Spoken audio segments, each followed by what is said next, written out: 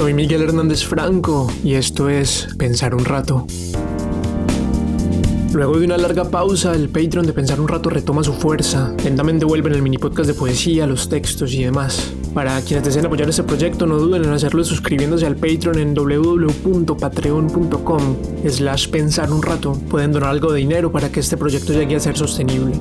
Recuerden que pueden encontrar Pensar un Rato en Twitter y en Instagram como @_pensarunrato. La idea es debatir, responder preguntas, sugerir temas, intercambiar memes y bueno, básicamente todo lo que ocurre en redes sociales. Opinar un rato está en una pausa indefinida porque básicamente Colombia es demasiado extenuante para mi conciencia y seguir la actualidad del modo en que solía hacerlo me estaba costando caro en términos de salud mental. Así que por ahora habrá solo series. Aunque conociéndome y sabiendo que estamos en año electoral, seguramente no tardará demasiado en volver para poder opinar mejor sobre los horrores insalvables entre los que vamos a tener que elegir. Pero en fin, eso es otra discusión. No siendo más, comencemos con el episodio.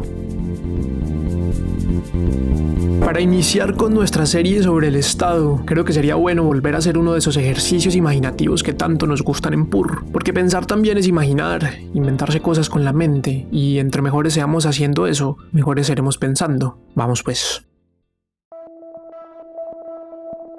Como siempre, si tiene cómo, trate de sentarse en un sitio cómodo y tranquilo. Comience a ser consciente de su respiración. Inhale lenta y profundamente.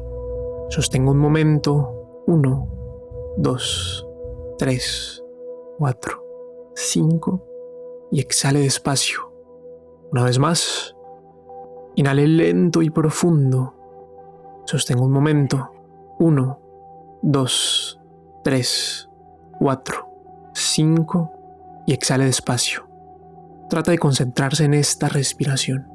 Imagínese ahora un mundo en el que no hay absolutamente nada construido por el ser humano. No hay ciudades, carreteras, represas, no hay electricidad, no hay internet, no hay carros, no hay hospitales, no hay ganadería, no hay agricultura, no hay herramientas, no hay música, no hay arte, no hay medicina. Ninguna de las cosas que usted hoy en día puede conseguir con apretar un botón existen en este mundo. En este mundo está usted, y con algo de suerte están también algunas personas cercanas a usted. Su pareja, sus padres, sus hijos, sus hermanos, tal vez amigas y amigos íntimos. No son muchos, realmente. 5, 7 y en realidad con algo de suerte vamos a decir que esta vez son 10. El caso es que ustedes están ahí, en ese mundo sin actividad humana, sin orden de ningún tipo, y lo primero que se dicen es que tienen que sobrevivir, tienen que conseguir comida, agua, refugio. Entonces, usted toma el liderazgo y le dice a sus compañeros y compañeras que quizás sería importante buscar un río para instalarse cerca, porque el río no solamente es una fuente de agua, sino también una eventual fuente de comida. Y empiezan entonces a caminar buscando un río. Y resulta que uno de sus compañeros es una persona que sabe orientarse bien en ambientes así. Y entonces es esta persona quien les dice por dónde avanzar. La siguen y luego de unas horas, otra vez por pura suerte, encuentran un río. Y no solo eso, el río que encontraron está en una zona montañosa y boscosa, por lo que hay bastantes árboles cerca y también salientes rocosas bajo las cuales refugiarse. ¡Qué suerte! Así pues, usted y su grupito se instalan bajo una saliente. Lo primero que hacen es ir a buscar cosas que pueden ser útiles, herramientas que llaman. Necesitan recipientes para transportar el agua, necesitan algo para encender un fuego, necesitan materiales para mejorar ese refugio que los protege en este momento solamente del sol y de la lluvia, pero no del viento, ni del frío o de los animales. Necesitan materiales para hacer herramientas que les ayuden a pescar, a cazar, a recoger frutas. El caso es que cada uno se pone a hacer lo que cree que mejor sabe hacer. Y la cosa sale más o menos bien. En cuestión de unas semanas ya lograron instalarse, digamos, del todo. Construyeron una casa rudimentaria usando la piedra bajo la que se refugiaban como estructura de base. Construyeron letrinas. Por otro grandísimo golpe de suerte, resultó que 2 mujeres de su grupo eran excelentes pescadoras y ahora son su principal fuente de alimentos. Y hay otro par de personas que están tratando de ver si pueden cultivar alguna cosita con semillas que han recogido en sus caminatas. Un día llega otro grupo de personas, son más que ustedes. Hay más hombres y cargan todos unos bastones largos y afilados en las puntas, una especie de lanzas precarias. Por un golpe de suerte, todos hablan el mismo idioma, por lo que les informan que van de paso y que ellos son un grupo de cazadores y que simplemente vinieron porque vieron humo. Ustedes respiran aliviados porque en ningún momento habían considerado la posibilidad de ser atacados por otras personas y no habían construido nada con qué defenderse. Intercambian un poco más con los nómadas, que luego de un rato siguen su camino. Esa noche se van van todos a dormir, pero usted está muy preocupado, está muy preocupada y no duerme nada. Se queda haciéndole guardia a su ansiedad. En algún momento usted escucha pasos y voces que susurran y se acercan. Levanta a dos de sus compañeros y van juntos a mirar de qué se trata. Cuando menos se dan cuenta, el grupo de nómadas los ataca por sorpresa. Matan de un lanzazo a uno de sus compañeros, pero por pura fortuna, usted y la otra compañera logran huir corriendo hacia el refugio. Cuando van llegando, ven a lo lejos que los nómadas ya están dentro y que se escuchan gritos de dolor. Movidos por el impulso, con el corazón arrugado de miedo y tristeza y aprovechando que después de varias semanas conocen bien el terreno, se escapan por entre las montañas, corren toda la noche hasta que en algún momento deciden que los nómadas que los atacaron ya no los están persiguiendo. Se dejan caer y se ponen a llorar y a gritar. No saben la suerte de sus otros compañeros, no saben si los mataron a todos, no saben si los capturaron. Están horrorizados con la imagen de su amigo muerto con una lanza en el pecho. Están exhaustos, sedientos, hambrientos. Caminan un día más, comen hojas de árboles y beben agua de charcos. Tienen suerte y se cruzan con otro grupo de personas que esta vez resultaron ser gente amable. Ustedes cuentan lo que pasó y ellos los consuelan y los llevan a otro asentamiento parecido al que ustedes habían hecho, pero más grande y con más gente. Les cuentan que ellos han tenido suerte y que nadie los ha molestado ahí, y que ya llevan más de un año instalados, y que incluso han nacido un par de bebés y que pronto esperan recoger su primera cosecha. Todos viven de manera modesta pero alegre. El asentamiento no tiene nombre, y ustedes llegan aún muy afectados por lo ocurrido y los dejan dormir, y les dan de comer y beber. Tienen un par de días aún tristes pero más tranquilos. Les dicen que si quieren quedarse deben colaborar con el asentamiento. Como no tienen ningún otro lugar a donde ir, deciden quedarse y se ponen a trabajar. Viven un par de meses en ese asentamiento, hacen amigos, conocen gente, aprenden un montón de cosas sobre cómo hacen las herramientas, cómo cultivan la tierra. Su compañera pone a disposición de la comunidad sus extraordinarios talentos para la pesca. Usted, que sigue siendo una persona muy carismática, comienza a ganar influencia sobre las personas del asentamiento y les dice que algún día vendrán esos nómadas y que deben comenzar a prepararse. Los convence y comienzan a construir lanzas, arcos, archas de piedra. Todavía no tienen metal. El caso es que se preparan todos para un eventual ataque, pero un día resulta que su compañera, que ya tenía un grupito importante de pescadores que la seguían a todas partes, cogió una de las lanzas nuevas y fue a atacar a los artesanos, quejándose de que por estar construyendo armas para un ataque que tal vez nunca llegaría, estaban dejando de construir herramientas para pescar más y mejor, y amenazan con cortarles la garganta, irónicamente, con las lanzas que ellos habían construido. Usted y otros miembros del asentamiento llegan armados porque pensaron que eran los nómadas, y se quedan de una pieza cuando ven al grupo de pesca amenazando a los artesanos. Logran hablar y evitar una confrontación directa y hacen algunos acuerdos sobre cómo producir herramientas para la pesca y armas. Pero luego una situación similar ocurre, esta vez con el grupo de personas que están encargadas de las cosechas. Se crean otra vez acuerdos, pero esta vez los artesanos, sin decirle a nadie, construyen mejores armas para ellos, para que nadie pueda volver a usarlos como pieza de negociación. Y entonces obviamente ocurre lo mismo, y un día llegan un grupo de mujeres armadas a quejarse con los artesanos porque solamente están formando a los hombres y ellas también desean aprender. Los artesanos esta vez sacan sus armas y sin esperar que haya conversación, atacan a las mujeres y matan a una. Justo en ese momento, llegan otras personas que escucharon la gritería y ven a la mujer muerta y a las otras heridas y horrorizadas. Entre quienes llegaron estaba la pareja de la mujer muerta, que toma la lanza de su pareja muerta y en un ataque de furia alcanza a matar a dos artesanos antes de que los demás lo maten a él. Cuando por fin todo se calma, la gente sigue tensa. Las personas ahora duermen con lanzas, arcos y hachas al lado, porque nunca se sabe quién va a atacar a quién, ni cuándo, ni por qué. Se empiezan a crear grupitos por oficio, simplemente por simpatía, y hay algunos grupitos que son más fuertes físicamente, pero hay otros que son más astutos. Hay unos que son más numerosos porque un día, por un golpe de suerte, se encontraron un grupo más grande de personas en el bosque y los trajeron al asentamiento asegurándose de que su lealtad estuviera con ellos. Todos tienen armas y fuerzas diversas pero suficientes para acabar con el otro, y todos tienen intereses cruzados, y además está la amenaza de los nómadas, que es real pero impredecible. Y entonces, con esta historia en mente, comencemos con nuestra serie sobre el Estado.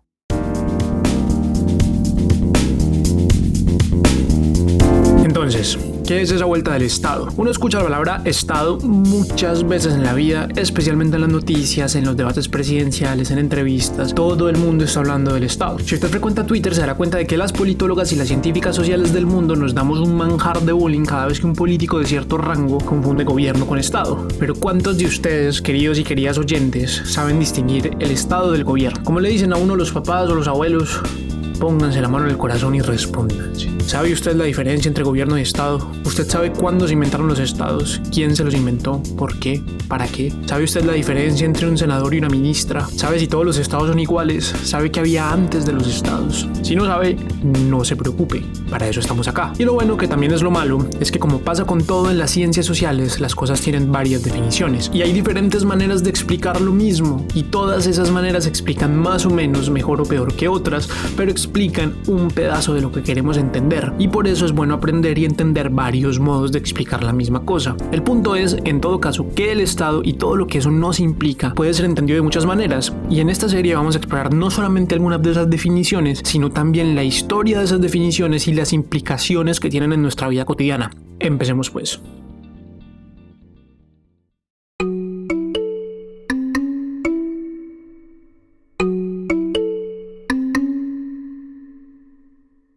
Para poder hablar de Estado, necesitamos primero definir, al menos de manera provisional, dos ideas que van a ser muy importantes en el resto de la serie. Primero, necesitamos definir qué es la política. Y segundo, necesitamos hablar de algo que se conoce como estado de naturaleza. Y para eso vamos a devolvernos a mucho antes de que la palabra estado comenzara a utilizarse. Al igual que en nuestra serie sobre el pop, para comenzar necesitamos hablar de los clásicos, es decir, de los griegos y a veces de los romanos. Pero incluso antes de eso, volvamos a la historia con la que iniciamos el episodio.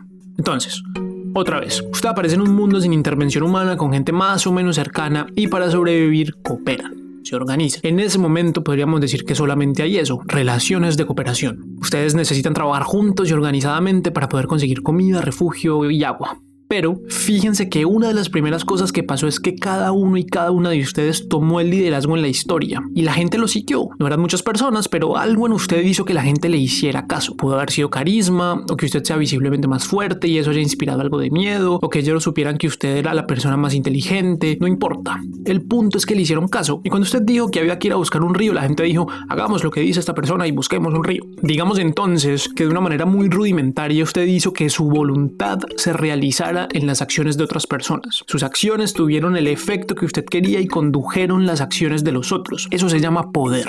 Y como usted es una persona virtuosa y bien intencionada, pues usted ejerció el poder para el beneficio de esas personas que por pura casualidad aparecieron en ese mundo ahí con usted y logró que se organizaran y trabajaran juntos para sobrevivir. Entonces, usted podría decir, como suele decirse en eso que llamamos la conversación pública, mire, hay relaciones de poder, entonces es necesariamente político porque todo es político. Y sí, pero no, porque ante ese argumento demoledor nuestro amigo Aristóteles tiene un par de cosas que decirnos. Y resulta y pasa que Aristóteles en su libro Política o Politeia va a decir dos cosas muy importantes. La primera cosa es que los seres humanos somos animales políticos, zoon politikon, como dice la expresión en griego. Esta expresión es muy importante porque ha marcado en buena medida la manera en que entendemos la política desde hace casi 3000 años. Detengámonos a pensar un rato en esta expresión.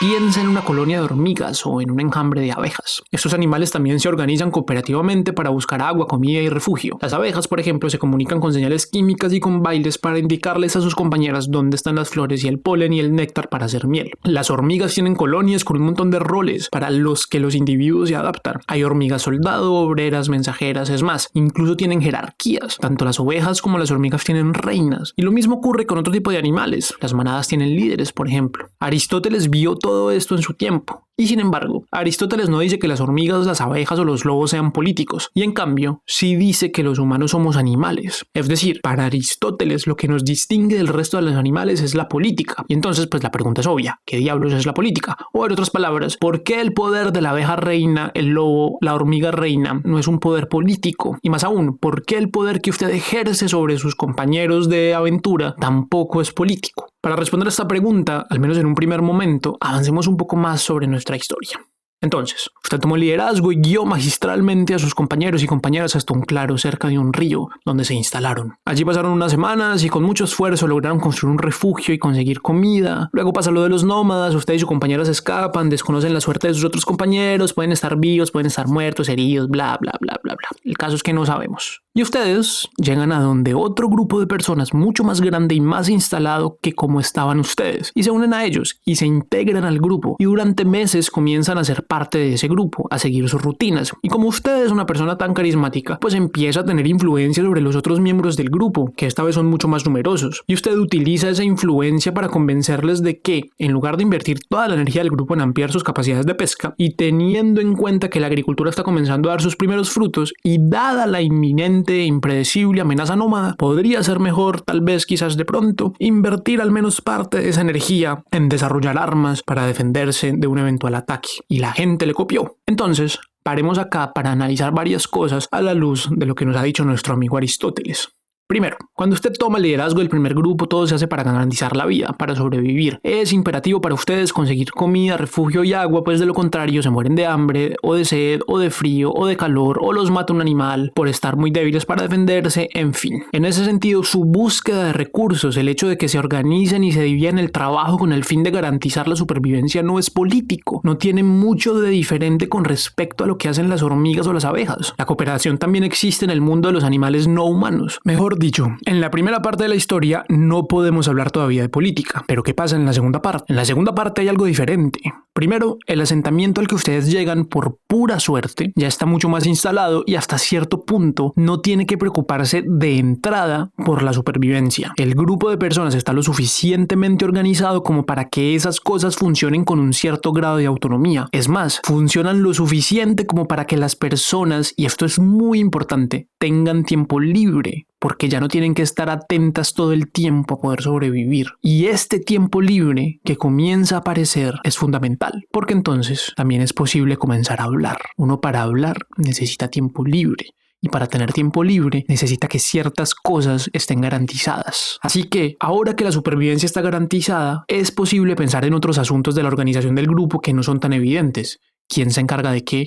¿Por qué? ¿Quién dirige? ¿Por qué? ¿En qué se invertirán los recursos disponibles? ¿Cuáles serán las reglas para administrar esos recursos? ¿Cuáles son los criterios para decidir esas reglas? Cuando la supervivencia del grupo está hasta cierto punto garantizada, las discusiones que tienen lugar en este ya no son por la organización para la supervivencia, sino por algo más. ¿Y qué es ese algo más? Aristóteles nos dirá que es por el bien, por lo justo, lo bueno, la felicidad. Y esto es la política. En ese texto famoso de Aristóteles, lo que se nos dice es que es el hecho de que tengamos el lenguaje, la palabra, y que podemos distinguir entre lo bueno y lo malo, lo justo y lo injusto, y ponerlo y acordarlo en común, lo que hace de nosotros animales políticos. No se trata solamente de sobrevivir, se trata de vivir bien, de vivir sabroso, y de todo lo que tiene que pasar, de todo lo que hay que hablar y todo lo que tenemos que discutir para que vivir bien sea posible. Eso es la política, según Aristóteles. Y más precisamente, nos va a decir Aristóteles luego, a la reunión de personas que deliberan sobre lo justo, lo bueno, lo moral y el bien del grupo, es decir, del asentamiento, de la pequeña aldea, de la comunidad. A esa agrupación Aristóteles la va a llamar la polis. Polis. P-O-L-I-S, de donde viene la palabra política. Y no es propiamente un lugar, no es una plaza pública, sino más bien la reunión de personas que en el tiempo de Aristóteles eran los hombres libres de Atenas para discutir y tratar los asuntos de la ciudad, de la comunidad y buscar el bien, la justicia, la felicidad. Podríamos decir que la política es aquello que se trata en la polis. Y por un momento, esto fue lo que pasó en el segundo asentamiento. Usted, con su carisma y su liderazgo, discutió con algunos miembros de esa polis y los convenció porque usted estaba plenamente convencida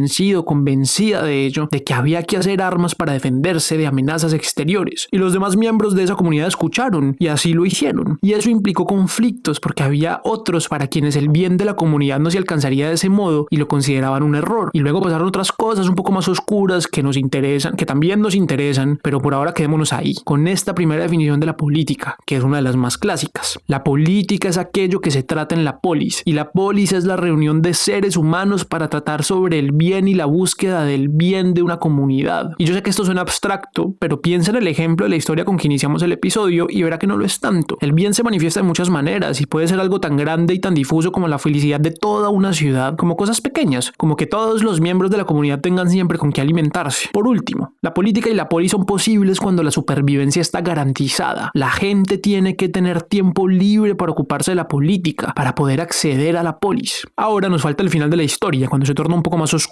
Este pedazo de la historia nos ayudará a entender esa idea del estado de naturaleza, que es de lo que nos ocuparemos en la segunda parte del episodio.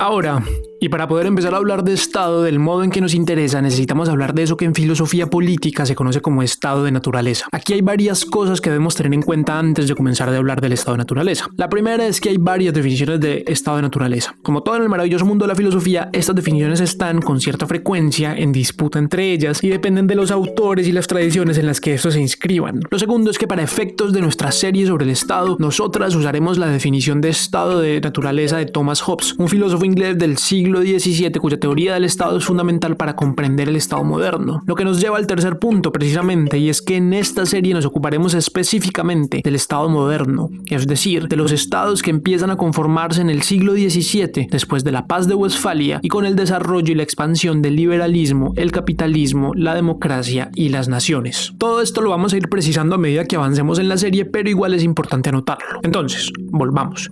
Estado de naturaleza. Vamos a nuestra historia. Lo primero que vemos en nuestra historia es que usted y sus compañeras han sido arrojadas a un mundo que no tiene intervención humana de ningún tipo. Y eso tiene, en primer lugar, implicaciones materiales en la medida en que a usted le toca poner en juego todo su ingenio y su conocimiento para poder sobrevivir. Pero en segundo lugar, tiene implicaciones sociales. Y es que no hay nadie que le diga qué hacer ni cómo hacerlo. Y usted podría creer que eso no es tan nuevo porque la gran mayoría de las veces usted hace lo que quiere, pero eso no es verdad. Hay un montón de cosas en su vida que están determinadas por intervenciones humanas invisibles, por reglas, por leyes, por normas. Usted tiene la profesión que tiene, estudia lo que estudia y le gusta lo que le gusta porque durante cientos de años los seres humanos nos hemos organizado y hemos creado sociedades en las que esas cosas son posibles. Es más, hay cosas que a usted le parecen que son malas y a otras que son buenas, porque hay culturas, tradiciones y sociedades que le estructuran los juicios morales de maneras diferentes. Pero en este mundo en el que usted y sus compañeras fueron arrojadas no hay nada de eso. Y por eso, un grupo de nómadas pudo llegar a su pequeño asentamiento, matar, herir o secuestrar unos cuantos y no pasa nada. Eso es el estado de naturaleza. No hay nada ni nadie que regule, que oriente o que haga que el mundo sea inteligible, que haya reglas que sean comunes a mucha gente. Cada quien puede hacer lo que mejor le parezca para sobrevivir. Cada individuo es arrojado al mundo a su suerte y tiene que sobrevivir y vivir como pueda. ¿Y entonces qué pasa? Bueno, pues que sobrevivir es difícil y que cada individuo tiene nociones diferentes de lo que se debe hacer para sobrevivir. Hay quienes dirán que lo más importante es organizarse en grupos, asentarse en un lugar y cultivar la tierra. Otros dirán que no, que es mejor estar siempre moviéndose y tomar lo que uno necesite sobre el camino, así eso implica matar a otros. En otras palabras, el estado de naturaleza hobbesiano implica que cada individuo hará uso de su fuerza, y la fuerza tiene muchas formas de ser, para sobrevivir, para conseguir comida, para garantizar su seguridad. Y entonces, los que son fuertes, atléticos, buenos luchadores, tal vez elijan la fuerza de la violencia, pero también existirán los inteligentes, los astutos o los carismáticos. Cada uno utilizará sus fuerzas para poder asegurar su seguridad y la de los suyos, y eso implica dos cosas. La primera es que los más fuertes sobrevivirán y los más débiles perecerán. Y la segunda, que es la más importante, es que no habrá nunca una fuerza absoluta. No importa qué tan fuerte se sea, siempre existirá la posibilidad de que aparezca una fuerza más grande. Y eso, queridas y queridos oyentes, es lo que Hobbes llamó la guerra de todos contra todos. El estado de naturaleza, según Hobbes, es el de la guerra. Y la guerra no necesariamente son ejércitos confrontados. Los nómadas saqueando su pequeño asentamiento es una guerra. Usted armando revueltas en el asentamiento al que llamó es guerra. Las personas armándose para hacer valer sus intereses es guerra. Lo que nos dice Hobbes no es que en el estado de naturaleza siempre hay guerra, sino que la guerra es siempre posible. Usted puede hacerle la guerra a aquel cuyos intereses interfieran con los suyos. Y como es evidente, pues la guerra es una vaina muy problemática. Es muy costoso, es demasiado incierta, es difícil llevar una vida tranquila y feliz en medio de la guerra o de su inminencia, porque todo puede irse a la mierda en cualquier momento. Una situación, un estado de naturaleza en el que la guerra siempre está a la vuelta de la esquina es una vaina muy invivible, pero al mismo tiempo, si todo el mundo tiene la capacidad de hacer la guerra, con violencia, con astucia, con carisma, con engaños, como sea, ¿cómo hacemos un mundo en el que se excluya la inminencia de la guerra? Y esta es una de las grandes preguntas que se hace Hobbes en su libro Leviatán, y la respuesta que nos va a dar es fundamental para entender el funcionamiento del Estado moderno. Es una de las bases sobre las que están construidos los estados hoy en día. ¿Cuál es esa respuesta? Un contrato. ¿Y en qué consiste ese contrato? Pues lo que nos dice Hobbes es una genialidad. Básicamente, si el problema es que en el estado de naturaleza todos tenemos la posibilidad de hacer la guerra para hacer valer nuestros intereses y preservar salvaguardar nuestra seguridad y que eso crea un mundo muy incierto en el cual es muy difícil vivir, lo ideal sería que hubiera una fuerza que sea siempre superior a todas las fuerzas posibles de los individuos en el estado de naturaleza, una fuerza absoluta capaz de vencer siempre a las fuerzas de los individuos, una fuerza ante la cual los individuos renuncien a usar su fuerza para hacer valer sus intereses. Y entonces, aquí ocurre el giro interesante. Aquí está el contrato del que nos habla Hobbes. Si a los individuos nos interesa salvaguardar nuestra seguridad y hacer valer nuestros intereses, lo que necesitamos es precisamente algo que nos garantice eso, que nos provea esa seguridad y la posibilidad de cuidar esos intereses sin tener que exponernos a los incalculables riesgos de un estado de guerra permanente o de inminente guerra. Entonces, dice Hobbes, a cambio de esa seguridad, yo, como individuo, cedo mi fuerza, mi capacidad de hacer la guerra a esa gran fuerza. Yo renuncio a la guerra a cambio de la seguridad y la protección de una gran fuerza, de un gran leviatán, es decir, del Estado. Y esa idea va a ser determinante para entender el funcionamiento del Estado moderno, que es liberal, de derecho, democrático, capitalista, nacional y otro montón de adjetivos que van a ir apareciendo a lo largo de la serie. Pero para poder entender todos esos adjetivos necesitábamos primero una base, y la base que escogimos nosotros es la del estado de naturaleza hobbesiano, y la idea de que es a partir de ese estado de naturaleza que aparece un contrato que da origen a los estados modernos, un contrato que consiste, como ya dijimos, en la cesión de las capacidades individuales para hacer la guerra a una fuerza absoluta que va a ser la concentración de todas esas fuerzas individuales y que tendrá el tamaño y la potencia suficiente para que los individuos prefieran no utilizar su capacidad. Y lo que nos va a decir Hobbes es que al someterse todas las fuerzas individuales a la fuerza absoluta, el grupo de individuos que estaba en estado de guerra de todos contra todos se supera y surge el cuerpo político,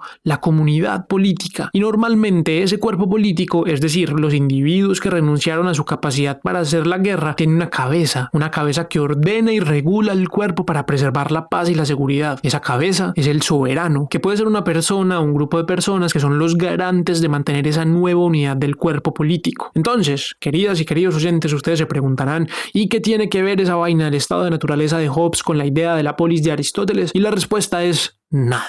Mentiras, obvio no nada. Pero en principio estas dos ideas pueden parecer contradictorias y hasta cierto punto lo son. Por un lado, la idea de la polis de Aristóteles, que no fue el único griego que habló de la polis, dicho sea de paso, es precisamente que los seres humanos pueden reunirse y deliberar sobre lo común, sobre lo justo y lo injusto, lo bueno y lo malo. Es decir, que hay una cierta naturaleza en los seres humanos que los hace tender a la comunidad, a la cooperación, el diálogo, la deliberación y todas esas cosas que son mucho menos nocivas y costosas que la guerra. En otras palabras, la guerra es la excepción y no la regla. En cambio, para Hobbes es el contrario. La regla es la guerra. En sus condiciones naturales, los seres humanos son guerreristas porque lo que les interesa es, sobre todas las cosas, defender sus intereses y su seguridad. No importa tanto lo bueno, lo malo, lo justo, lo injusto. Si para conseguir algo que me interesa, comida, recursos, dinero, poder, necesito saquear un pequeño asentamiento y matar gente que no me ha hecho nada, pues voy a saquear un pequeño asentamiento y matar gente que no me ha hecho nada. Lo inusual es el acuerdo, las convenciones, la deliberación. Y para que esos acuerdos sean posibles, se necesita primero un contrato, un gran contrato que permita que matar, saquear y en general recurrir a la violencia quede excluido del conflicto. Las personas tienen que renunciar a su capacidad de hacerse la guerra. En ese sentido, en su manera de concebir a los seres humanos, Aristóteles y Hobbes son muy diferentes. Pero esas ideas, la de la polis y la del leviatán, se encuentran en otro punto, la posibilidad de la ley. Para Aristóteles, la polis es la reunión de los hombres libres, tanto el lugar como la reunión en sí, y también las deliberaciones que ocurren en esa reunión para decidir el bien de la comunidad, la felicidad, el bienestar, etc. Es decir, para llegar a convenios, acordar reglas y modos de ser y comportarse que permitan alcanzar eso, o sea, leyes, constituciones. Aunque los griegos no lo van a llamar así, y es algo impreciso de mi parte decirlo así, digamos que para efectos de esta explicación, eso que podríamos llamar derecho. Del mismo modo, toda la idea de Hobbes resulta en un contrato, que es la palabra jurídica para decir acuerdo. Es como si Hobbes de entrada presupusiera que la ley va a ser el resultado de ese primer contrato. O sea, la gente va a acordar toda entre ellas ceder su poder para hacer la guerra, cederle su poder a un soberano para que en lugar de resolver los problemas y los conflictos haciéndose la guerra, puedan hacerlo a través de acuerdos, compromisos y leyes. Y el soberano, que puede ser un rey, un presidente, un primer ministro, un parlamento, una junta, un partido, se encarga de que sus súbditos, sus sujetos, sus ciudadanos, sus subordinados puedan tener un escenario en el cual puedan dirimir las inevitables diferencias sin hacerse la guerra los unos a los otros. Esto es básicamente, muy básicamente, lo que nos dice Hobbes, muy básicamente. Es lo que se conoce como una teoría contractualista. Esta idea del estado de naturaleza es un experimento mental, y esto es muy importante. No es que haya existido un estado de naturaleza tal y como lo describe Hobbes, sino que Hobbes, como muchos otros filósofos, se imaginaron un escenario abstracto para poder pensar en cosas concretas. Necesitamos entender cómo se organizan políticamente las sociedades. Imaginemos una sociedad sin organización política, a ver qué pasa y qué podemos deducir de eso. Esa es la premisa, y de esto va a tratar esta serie. Cuando queremos entender el Estado, nos estamos preguntando por cómo se organizan políticamente las sociedades, y eso implica también preguntarnos cómo se han organizado las sociedades políticamente en la historia, porque las ideas tienen una historia, una trayectoria en el tiempo, y cambian y se adaptan y mutan. Todos esos adjetivos que han ido apareciendo a lo largo de este primer episodio son adjetivos que nos irán contando la historia de esta idea del Estado y todo lo que eso implica para nosotras en nuestras vidas corrientes, que es mucho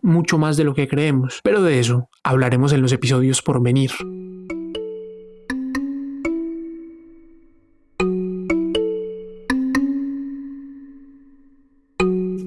Como siempre, vamos con unas pocas conclusiones para cerrar este episodio introductorio a nuestra serie sobre el Estado. 1. Hablar de Estado es hablar de política, y para hablar de política necesitamos definiciones. Para comenzar con nuestra serie sobre el Estado, vamos a definir la política a la manera de Aristóteles, es decir, la reunión de los hombres libres para deliberar sobre lo justo y lo injusto, lo bueno y lo malo, lo bello y lo feo, y organizar la comunidad para buscar el bien, la justicia y la belleza. 2. Aristóteles también nos va a decir algo fundamental, y es que los seres humanos somos animales políticos, y que la política es como y aquí cito a nuestro amigo Aristóteles, una segunda naturaleza. Es decir, para Aristóteles, y eso sigue siendo muy cierto hoy en día, los seres humanos somos animales como cualquier otro, y al mismo tiempo somos algo más que los demás animales, y ese algo más, eso que nos distingue de los animales, es la política. 3. De las dos conclusiones anteriores se deduce algo sobre lo que vendremos después, y es que no podemos hablar de política sin hablar de moral, por lo menos no en los términos de Aristóteles. Si consideramos que la política es eso que caracteriza a los seres humanos por el hecho de reunirse a deliberar sobre lo justo y lo injusto, lo bueno y lo malo, lo bello y lo feo, pues básicamente cuando hablamos de política estamos hablando de un cierto orden moral. Esto tiene argumentos en contra que es importante que revisemos y que revisaremos más adelante, pero por ahora consideremos eso. No podemos pensar en política sin pensar en moral.